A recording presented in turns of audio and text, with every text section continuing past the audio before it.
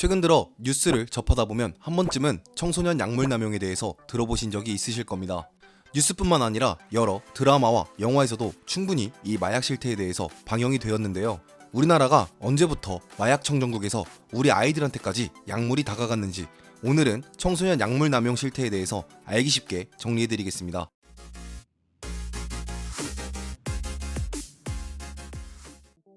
최근 청소년 약물 남용이 많이 심각한 상황인데요.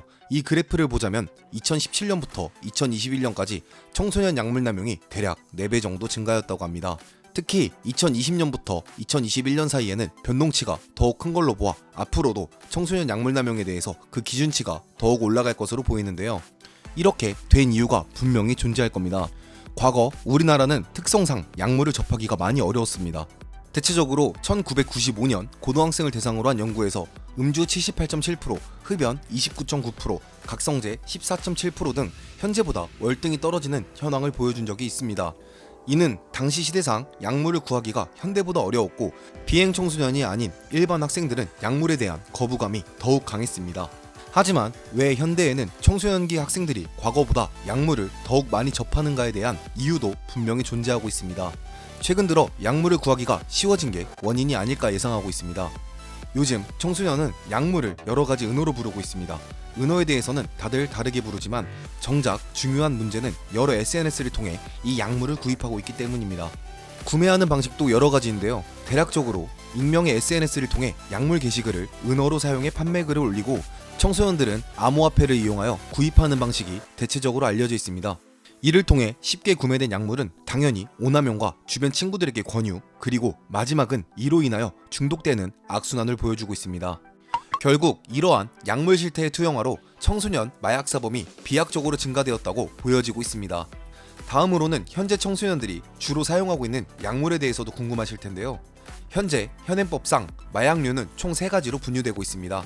대략적으로 코카인과 헤로인이 속해 있는 마약, 또는 필로폰과 프로포폴이 속해 있는 향정신성 의약품, 그리고 마지막은 대마로 분류되고 있습니다.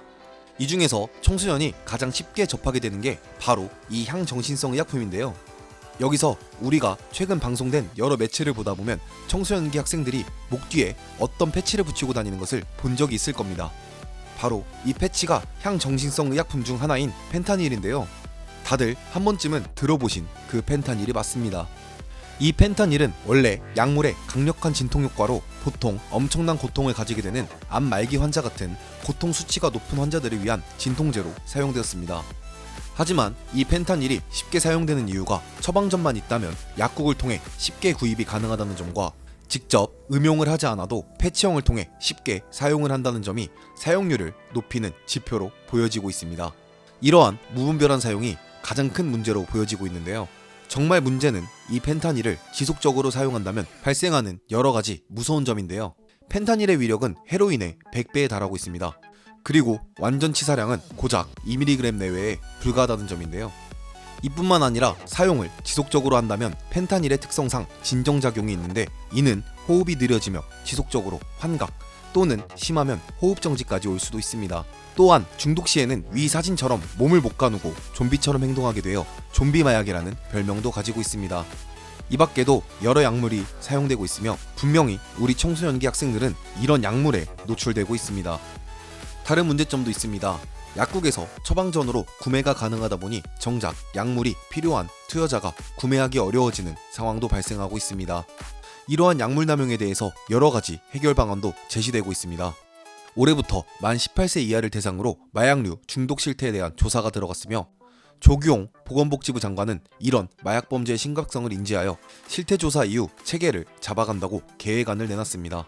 또한 이 밖에도 여러 의약품 중 공부자라는 약으로 알려진 ADHD 약물과 살 빼는 약인 식욕 억제제 또한 해결 방안이 제시되어야 한다고 알려져 있습니다. 마약은 본인 의지로는 절대 끊을 수 없기 때문에 꼭 상담을 받고 지속적으로 중화치료를 받아야 합니다. 국내에서는 한국마약퇴치운동본부에서 중독재활센터를 운영 중이며 이 정보를 바탕으로 꼭 재활치료를 받으셔야 합니다.